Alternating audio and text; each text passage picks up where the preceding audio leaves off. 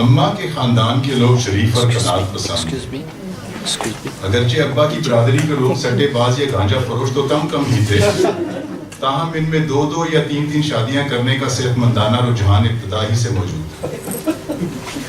نتیجتاً درجن بھر چچاؤں کے ہاں سے 2-3 درجن چچیوں کی محبت اور شفقت ہمارے شامل حال رہی۔ ابا نے بھی خاندانی روایات کا پاس رکھا اور 2 مرتبہ مقبول ہوئے، ایک مرتبہ شادی کروا ڈالی اور دوسری مرتبہ کر ڈالی۔ اس سلسلے میں ہمارے ایک چچا زاد تو تاریخ کا حصہ بن چکے ہیں۔ 2 بیویوں کی موجودگی میں ایک روز وہ کسی بیوہ کو منہ بولی بہن بنا کر گھر لے آئے اور بیان کیا کہ بیوہ کی مدد کرنا ثواب کا کام ہے۔ چند ماہ بعد اطلاع ملی کہ گاؤں کے نکاحوں سے گاڑی چھننے لگی ہے۔ برادری کی لان تان پر موصوف نے یہ جو تاریخی جملہ ادا کیا، نکاح سے پہلے ہر عورت بہن ہوتی ہے۔ آج بھی ان کا ذکر آتے ہی گاؤں کے سب غیر شادی شدہ نوجوانوں کی آنکھوں میں عقیدت کے موتی جھڑنے لگتے ہیں۔ اس لیے میرے دل میں احساس محرومی پیدا ہونا جائز تھا جب مجھے ادراک ہوا کہ 4 بیٹیوں کی شادی کے فرض سے سبکدوش ہونے کے بعد اماں ابا تو گویا سکون سے بیٹھ ہی گئے، جیسے انہیں یاد ہی نہ ہو کہ ان کا ایک عدد بیٹا بھی ہے جسے وہ کہیں رکھ کر بھول گئے، اور بیٹا بھی ایسا کہ جس کی 27 سالہ عمر میں کم از کم گزشتہ 10 سال سے کسی مولوی کی بغل میں بیٹھ کر کلمہ پڑھنے کی خواہش بلک کر امڑ رہی۔ ابا پھر سے اپنی سرکاری نوکری میں مشغول ہو گئے اور اماں اپنی بیٹیوں اور دامادوں کی کہانیوں میں۔ وہ تو اللہ جنت نصیب کرے خوشاب والے انکل سرفراز کی جو ایک روز کسی کام سے ہمارے گھر آمدن کے۔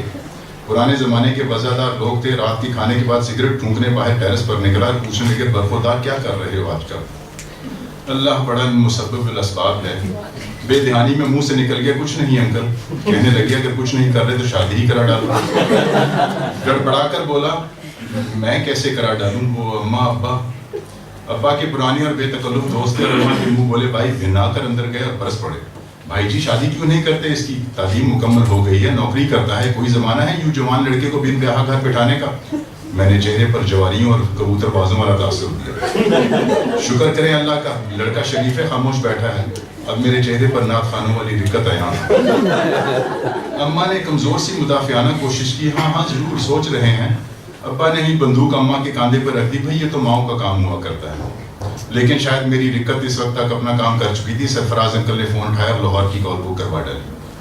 فون رکھ کر ابا سے کہنے لگی بھائی جی آپ کو قاضی صاحب یاد ہیں؟ آپ کے ساتھ ڈپٹی کمشنر ہوا کرتے تھے۔ ابا بولے ہاں بیگم قاضی تو یاد ہے۔ اماں نے نظر بھر کے دیکھا تو ابا کی مکمل یادداشت لوٹ آئی۔ انکل سرفراز بولتے گئے قاضی صاحب کی بیٹی نوشین نے فائن آرٹس میں ایم اے کیا ہے، بہت پیاری سگڑ اور سلیقہ شعر لڑکی ہے، آپ کے گھر کو سنوار کے رکھے گی۔ میں دور اندیش واقعہ ہوا ہوں، مستقبل کے بارے میں سوچنے لگا، معلوم ہی نہ ہوا کب گھنٹی بجی، کب آپریٹر نے کال ملائی اور سرفراز انکل نے کیا بات چیت کی۔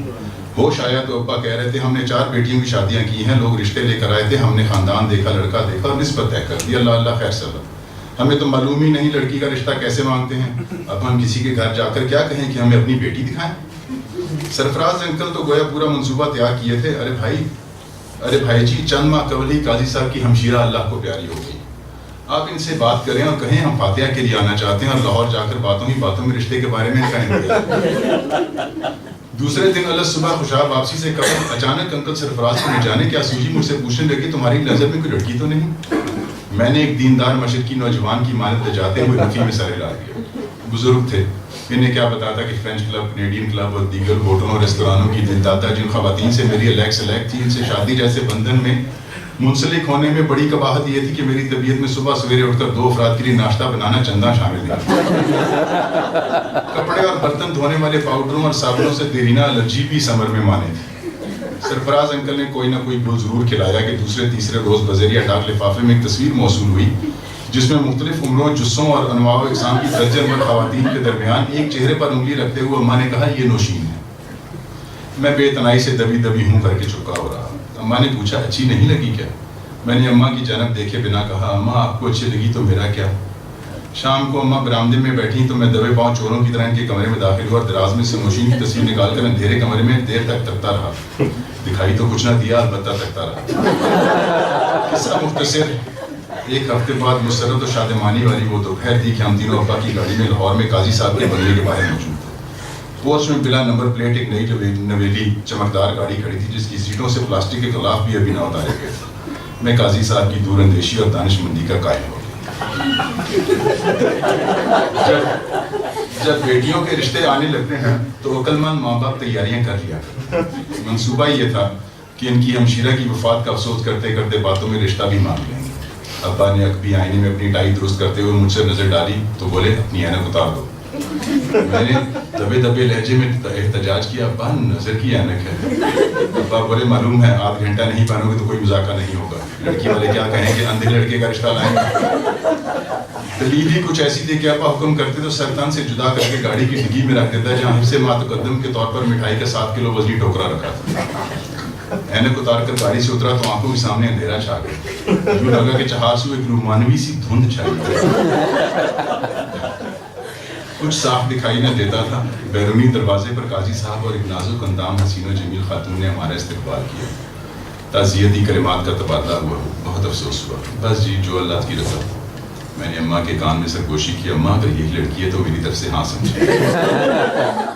اماں نے سرد مسکراہٹ کے ساتھ دبے دبے لہجے میں جواب دیا، احمق یہ بیگم قاسم۔ ابتدائی چند لمحوں کے دوران ڈرائنگ روم میں سنجیدگی طاری رہی، فاتحہ پڑھی گئی۔ ماحول قدرے رنجیدہ اور گلگیر تھا، اس لیے میں نے جانا کہ یہی موقع ہے منصوبے کے دوسرے مرحلے پر عمل کیا۔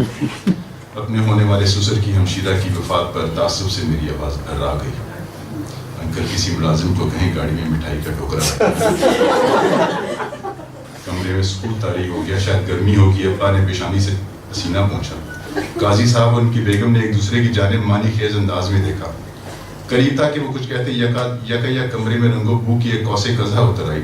زرق برق لباس پہنے جیسے پرستان کی پریاں پرفسوں ہیولوں کی صورت میں چلی آ رہی ہوں۔ وہ نہ ہو یہ جملہ لالا اور روحان قاضی صاحب کی بیٹیاں ہوں، لیکن مسئلہ یہ تھا کہ ان پانچوں میں نوشین کون سی؟ ایک امر ایاں تھا کہ انتہائی دائیں جانب 6.5 فٹ لمبا 2 بالش طویل داڑھی والا ہیولا نوشین تو نہیں ہو سکتا۔ سن رکھا تھا کہ ان کا ایک بیٹا بھی ہے۔ ایک پری چائے والی ٹرالی دھکیلتی آگے بڑھی اور سب کو پلیٹیں پیش کی، یہی ہو۔ میں نے بھی انتہائی شائستگی اور تہذیب کا مظاہرہ کرتے ہوئے ایک جلیبی پر کیچپ انڈیری اور سرف واللہ ایسی جلیبی آج تک نہیں کھائی۔ شاید نوشین کی نازک مخملی انگلیوں کا لمس تھا یا کچھ اور۔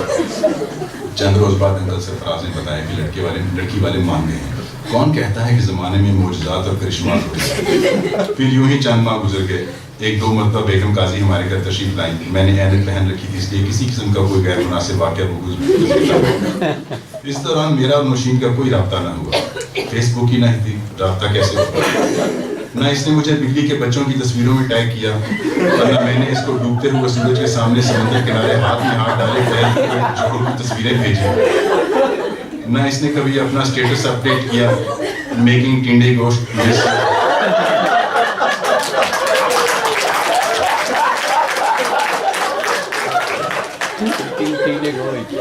نہ میں نے کمنٹ کیا موا۔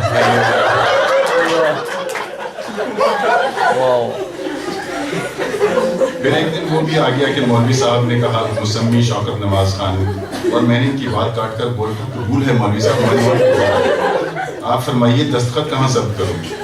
مولوی صاحب کی شعلہ بار نگاہیں مجھے آج تک یاد ہیں۔ جیسے تیسے فضول رسومات اپنے اختتام میں پہنچے، آپ اپنی بیگم کو بٹھا کر گاڑی میں لاہور سے راولپنڈی پر راستہ جی ٹی روڈ روانہ ہوئے۔ یقین مانیے قصہ مابعد الطبیعات کا دکھائی دیتا ہے کہ وہی 284 کلومیٹر کا راستہ جاتے ہوئے چند گھنٹوں میں طے ہوا، واپسی پر اسی راستے کی طوالت صدیوں پر محیط ہو۔ ٹھیک ہے ابا محتاط ڈرائیور تھے، لیکن یہ کیا کہ سوئی 12.5 کلومیٹر گھنٹہ سے اوپر جانے کا نام ہی نہیں لیتے۔ نہ جانے کتنی ہی گدا گاڑیوں پر سوار عورتوں اور بچوں نے ہمیں اوورٹیک کر تہنیتی پیغامات بھیجے۔ اس وقت تو میرا جی چاہا کہ شیروانی اتار کر زمین پر دے ماروں، اسے کھا لوں اور سر میں خاک پھینکوں، جب ابا نے کھا لیا کہ مضافات میں ایک ہوٹل کے قریب پہنچتے ہوئے گاڑی کی رفتار مزید کم کی اور کہنے لگے تھکاوٹ ہو رہی ہے، چائے پیتے۔ 60-70 چائے کی پیالی میں تیاریوں میں خبیث ہوٹل والوں نے 1 گھنٹہ لگا ڈالا۔ سب لوگ پکنک مناتے رہے اور میں فرنٹ سیٹ پر بیٹھا دل ملاتا رہا اور اللہ میاں سے شکوہ کرتا رہا کہ سر کی پشت پر بھی ایک آنکھ کیوں نہ عطا فرمائے۔ بہرحال اس سانحے کو 2 دہائیاں ہونے کو ہیں، اللہ تعالیٰ نے بہت خوشیاں دی ہیں۔ ابھی بھی کبھی کبھار ماحول کرتے ہوئے نوشین کو کہتا ہوں دھیان کرنا بیگم، ہمارے خاندان میں دوسری شادی کا بہت رواج ہے۔ اس پر وہ دھیرے سے زیر لب مسکراتی ہے اور موضوع تبدیل کر دیتی ہے۔